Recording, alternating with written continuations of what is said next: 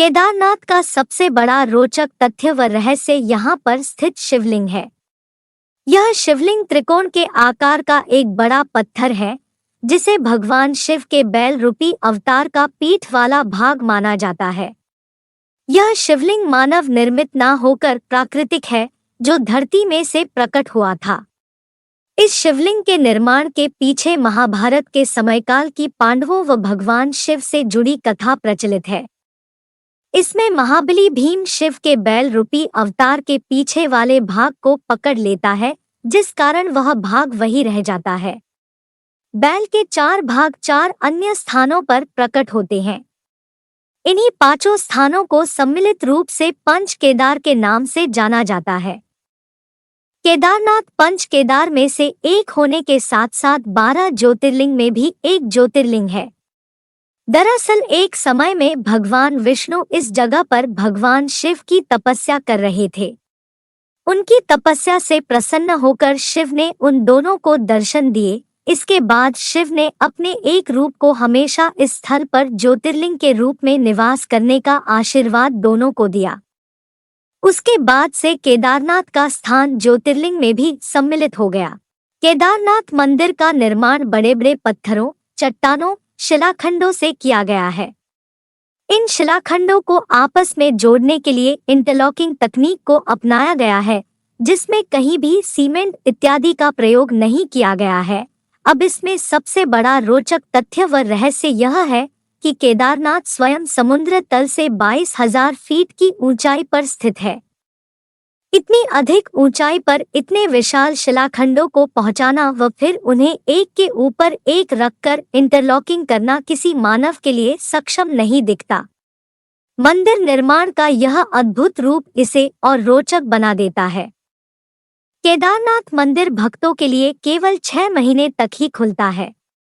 मई में अक्षय तृतीया के दिन इसे खोला जाता है व दीपावली के अगले दिन गोवर्धन पूजा में इसे बंद कर दिया जाता है। उसके बाद मंदिर के कपाट 6 महीने तक बंद रहते हैं व भगवान शिव के प्रतीकात्मक स्वरूप को नीचे उखीमठ में स्थापित कर दिया जाता है। ऐसा इसलिए किया जाता है क्योंकि उस समय यहाँ भीषण बर्फबारी होती है। इस कारण वहां के स्थानीय नागरिक, प्रशासन के अधिकारी व अन्य लोग वहां से नीचे रहने चले जाते हैं। इस दौरान केदारनाथ धाम जाने के सभी मार्ग बंद हो जाते हैं व यह स्थल पूरी तरह से सुनसान रहता है। केदारनाथ के मुख्य मंदिर से आधा किलोमीटर से भी कम दूरी पर एक मंदिर है, जिसका नाम है श्री भैरवनाथ मंदिर। भैरवनाथ को इस क्षेत्र का क्षेत्रपाल कहा जाता है, जिनके द्वारा केदारनाथ मंदिर व इसके आसपास वाले स्थलों की सुरक्षा की जाती है। जो कोई भी केदारनाथ की यात्रा पर जाता है, उसका इस भैरव मंदिर में दर्शन करना आवश्यक होता है, अन्यथा केदारनाथ की यात्रा पूर्ण नहीं मानी जाती है। सर्दियों में बाबा भैरवनाथ के द्वारा ही केदारनाथ मंदिर की सुरक्षा व पूजा की जाती है। केदारनाथ मंदिर का एक और सबसे बड़ा रोचक तथ्य जो है वह है यहाँ जलने वाली अखंड ज्योत या दीपक। दरअसल जब मंदिर के पुजारियों के द्वारा सर्दियों में मंदिर के कपाट बंद कर ताला लगा दिया जाता है, तब मंदिर के अंदर एक जलता हुआ दीपक छोड़ दिया जाता है। इसके 6 महीने के पश्चात जब मंदिर के कपाट पुनः खोले जाते हैं, तब वह दीपक उसी तरह जलता हुआ पाया जाता है।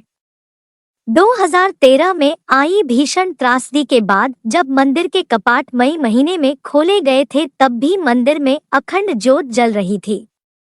वर्ष 2013 में केदारनाथ में आई प्राकृतिक आपदा के बारे में कौन नहीं जानता। यह आपदा इतनी ज्यादा भीषण थी कि लगभग 10,000 से ज्यादा भक्तों की मृत्यु हो गई थी व केदारनाथ जाने का मार्ग व अन्य स्थल पूरी तरह से उद्ध्वस्त हो गए थे। लेकिन आश्चर्य की बात यह थी कि मुख्य मंदिर को कुछ भी नुकसान नहीं पहुंचा था। इसका कारण था बाढ़ के पानी में बहकर आई एक विशाल चट्टान, जिसे आज हम भीमशिला के नाम से जानते हैं। 2013 में जब बाढ़ का पानी तेज गति से केदारनाथ मंदिर की ओर बढ़ रहा था, तब उस पानी के साथ एक विशाल चट्टान भी बहती हुई मंदिर तक आई और ठीक मंदिर के पीछे आकर रुक गई। बाढ़ का पानी उस चट्टान से टकराकर दो भागों में बंट गया व मंदिर के दोनों ओर से निकल गया। इस कारण मंदिर को कुछ भी नुकसान नहीं हुआ। केदारनाथ ने केवल 2013 की प्राकृतिक आपदा ही नहीं झेली थी, बल्कि 400 वर्षों तक यह मंदिर बर्फ में ढका रहा था।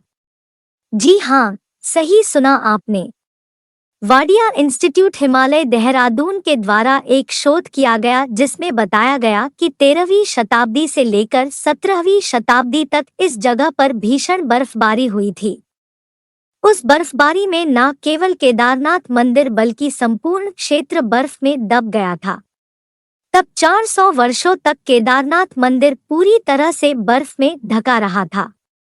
उसके बाद 17वीं शताब्दी में बर्फ हटने के बाद मंदिर पुनः देखने में आया और फिर से यहाँ की यात्रा शुरू कर दी गई। मंदिर की दीवारों पर बर्फ से ढके होने के निशान आज भी देखे जाते हैं।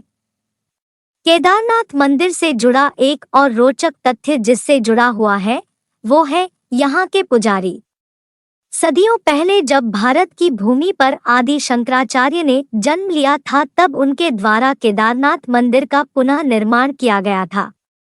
साथ ही उनकी समाधि भी केदारनाथ मंदिर के पीछे स्थित है। आदि शंकराचार्य के द्वारा केदारनाथ मंदिर की देखभाल व पूजा अर्चना का कार्य कर्नाटक राज्य के वीरा शैव जंगम समुदाय के ब्राह्मणों को सौंपा गया था। तब से यह परंपरा आज तक चली आ रही है। इसके साथ ही मंदिर के सभी पूजानुष्ठान व कार्य कन्नड़ भाषा में ही किए जाते हैं। पुराणों में यह भविष्यवाणी की गई है कि भविष्य में केदारनाथ धाम लुप्त हो जाएगा।